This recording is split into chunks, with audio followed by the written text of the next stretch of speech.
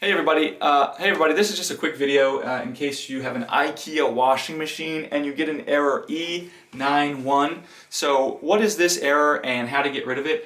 So this E91 error is just some kind of electronic fault that got thrown up in the machine because there was some kind of communication error.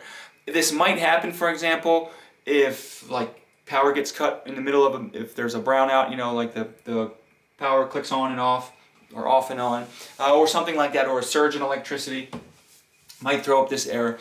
So all you need to do to get rid of this error is just turn off the machine completely and then turn it back on, and it should clear out this error. If that doesn't clear it out, you can try an actual hard reset on it, which would be to turn it off and then disconnect it from power for a full minute. So either unplug it from the wall or turn it off at the circuit. And then turn it back on, fire it back up, and see if this error doesn't come back. So anyways, hope this video helped you. Thanks a lot for watching. Have a great day.